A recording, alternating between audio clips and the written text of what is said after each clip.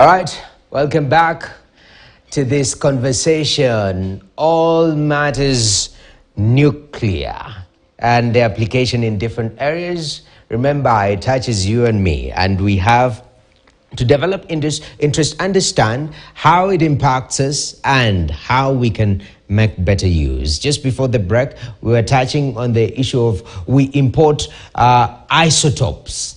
And this is coming at quite a costly price. I mean, Daktari, when we talk about being able to implement that particular project at Konza, what will that mean for the country and the cost of treatment, especially when it comes to cancer? That is a very important question because I know it has been in the media and in the public domain that many patients suffer in accessing health, especially in the use of nuclear technologies. And one of the areas, the radioisotopes, is a very critical area. And some of those that are used in treatment, we want them near. Some of them have a half-life of about 8 days. It delays at the airport, it is useless. So if it is not produced near where it is being used, then that becomes a very expensive affair. Remember, patients have to pay for it before it is imported. And you're talking of a patient paying 200, 300,000. Then you tell them it has delayed at the airport and it can't be used. These are some of the challenges that patients have. The other thing is that the whole technology is expensive. The equipment is heavy. Until government invests enough resources in that area, patients continue to suffer. The expertise is there in the country, but the infrastructure to do that. How bad are we talking about? Like how much of a shortage are we experiencing now? In the area of radiation, we have different experts. We have the radiation oncologists and clinical oncologists, where I fall. Then you have other supportive candor. And here we have what we call medical physicists. You find medical physicists basically less than 20 in the whole country. And they are the ones who manage all the radiation equipment, including the ones in all other hospitals for diagnosis, for treatment, and all that. There are others called therapy radiographers. They are the ones who operate the equipment. They are also lacking. The other cadre is the nurse oncologists. They are also in short supply. Okay. The problem is also the training institutions. They don't have enough capacity to, if it is not funded. It's only recently that we were able to start a program with the University of Nairobi to train the radiation oncologists. And the first batch is going to graduate this year. Okay. That tells you that as we bring in the equipment and not match it to the human resource, then patients will still not access the treatment we are talking about. Okay. You find at present in the public hospitals that offer, for example, radiotherapy, you'll find one machine treating more than 100 patients, which is not, and I hope the regulator has not heard that, because it comes with a lot of other challenges. And that is why you find sometimes in the papers, patients will complain that they are not accessing treatment in good time. A patient, you make a diagnosis of cancer and you don't transit them to treatment in good time, then you lose the possibilities of curing that patient. Okay. And then the resources get wasted because now that patient consumes even more when you have lost the chance to cure this patient. So capacity building and also investing in the infrastructure is the way to go. Capacity building. And this goes back to where we generate. This is academia schools. Professor? Oh, yes. This is a place where the universities are supposed to spearhead some of these programs. And the program you're talking about here is CORIT, Biomedical Engineering, CORIT, Medical Physics. And the aim of this course is to bring the Department of Physics, the Departments of Engineering, and the Schools of Medicine together and launch courses which can solve this problem or focus on this problem. And some universities have started doing so, although they're still in the infancy. But support is needed in terms of equipment. Okay. Yes. That's very critical. I mean, even at Nupair now, I'm meant to understand that issue of human resource.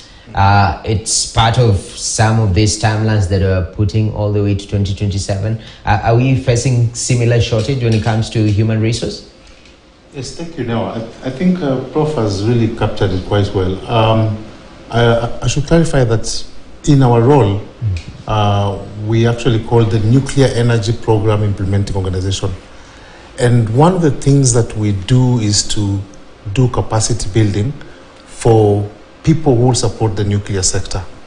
And what we've been doing so far has been to, while working with the International Atomic Energy Agency, this is actually the United Nations specialized agency that coordinates nuclear activities around the world.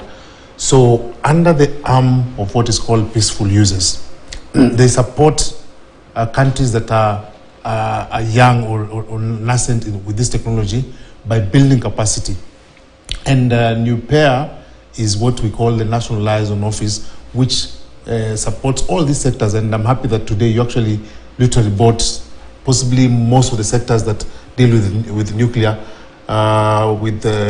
Maybe the only one that is missing on the table today is probably industry, because nuclear is also used in industry, in non-destructive testing and all those kind of things. So nuclear has so many users. Now, what Nupair has been doing is in liaison with the IEA, we've been taking Kenyans to train abroad.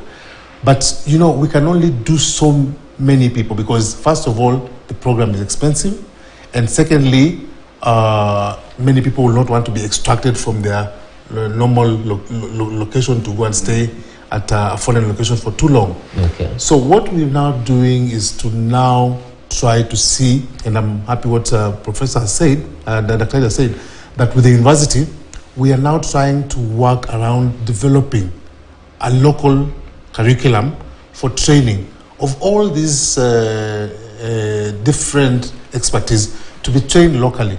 And that will cut costs and also will help us to quickly build up the capacity. Okay. Because then we'll have even if we wanted a specialized person to train, okay, it's easier to import that person to come and impart the knowledge instead of taking a few people to a foreign country to do the learning. So we were working with the universities, and Nupair also, we are working with the county governments and the TVETs and the polytechnics so that this thing can be done. But what we're trying to do is to do it under the whole government approach mode, in that we work together with all the stakeholders in the nuclear sector so that we're able to deliver this program as one. All right. Isaac, regulator, I mean, how many people have you trained so far under the program, especially when you're taking them out? Was it quite a sizable number? Yes, we have trained, specifically for the nuclear program, we have trained about, we're about to reach 60, which is a basic number. Okay. But for now, the critical mass, we will now need to do that, develop of a local program for localized training. All right. Yeah. Isaac, you are the regulator, and there are so many. It's encouraging. I know our time is really running out. We're almost there at 9. But I mean, how do we make this simpler? Because I mean, when you talk about isotopes, when you talk about training, it seems these are the things that we need to be fast-tracked. And as the regulator of the sector, what are we doing to fast-track this so that we can achieve some of these goals? Okay, one of the action we've taken is coming up with the basic requirements for coming up with various radiation facilities, nuclear power programs, which has adopted the international best practices, the international safety standards which have been set by the international bodies like the International Atomic Energy Agency. And the regulator has also been joining hands also with other stakeholders, even like the Nupair and other training institutions, in also assisting in capacity development of the locals For example, locals in the regulatory authority, also in the industrial sectors, hosting also trainings in the country which have been conducted by international bodies, international governments like the US. And in that way, we are also playing a very key role in assisting the sectors in the nuclear industry to build competence and to build up the human infrastructure that is necessary for the running of the sector. It's quite critical. Professor Miriam, time is really running out, but I'd like you to talk to me about this issue in regards to nuclear and food security or agriculture. Do you think you are getting enough support? That is one. And what do you think should be done to see Kenya utilize nuclear in the food security quest that as a country we are on? Yeah, okay. Thank you, Noah. I feel we are the ones to blame. Both the experts as well as maybe the supportive system in government, because we have the expertise to be able to produce enough food. We also have the potential. I mean, the land is there. Management of diseases and pests is possible. We can also use dry land. It has touched me when my colleague has talked about the limitations that they have in the medical field. In the agriculture field, like at the University of Eldoret, we have a program, MSc in plant breeding, and we have a course on application of mutation techniques. So, I mean, the potential is there. We really do not need to be saying that we do not have enough food, or we do not have the means to control the diseases and pests. Sometimes we are talking about the chemicals that are being used to control these biotic constraints to production, while we can make it inherent in the plant, that the plant can be able to control itself from being affected by these constraints of production. So I would want to say that we have the potential. We have students who have been trained on application of nuclear techniques in crop improvement and also crop production. And the other thing that I want to mention, Noah, is that apart from application of nuclear techniques, we also have the enhancing technologies like tissue culture, like biotechnology, marker-assisted selection, and also being able to find out what change took place. So we have all that. We have a complete lab that has been equipped by International Atomic Energy Agency through the support of NUPEA and also NACOSTI. So I feel that we should be able to handle food security very well if we join the hands together, both the experts and the government and the farmers, the stakeholders, the producers. Yes. Thank you very much, Prof. I really appreciate.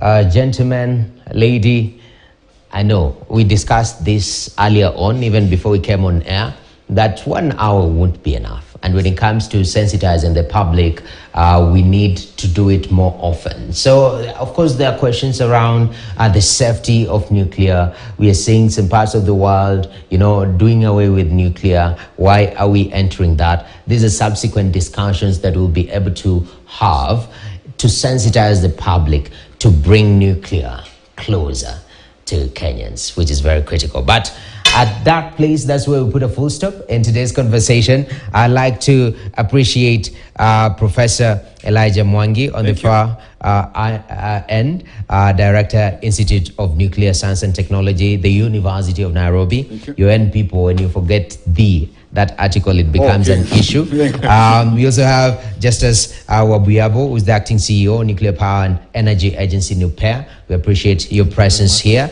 Regulator, Mr. Regulator, very calm and collected. You need our regulator to be level-headed, as Mr. Isaac Mundia, who is the Deputy Director, Inspection and Enforcement, Kenya Nuclear Regulatory Authority. I appreciate your time to be here. Then medication is very critical, and Dr. Anthony Nderutu is a senior specialist, consultant, clinical and radiation oncologist at Kenyatta National Hospital, says that it's high time we start producing isotopes within the country that will lower the cost of treatment when it comes to cancer. And finally, we have all the way from Eldoret, Professor Miriam Kinyo, who's mutation breeding expert, School of Agriculture and Biotechnology, University of Eldoret. Well, that's the nuclear of our conversation we've had. Is just the beginning of many, the first of many. But thank you very much for joining with us. My name is Nokip Kimboy.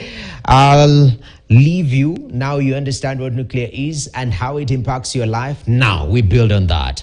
Put a full stop. Have yourself a good night. Up next, you have our Prime News. Stay with us.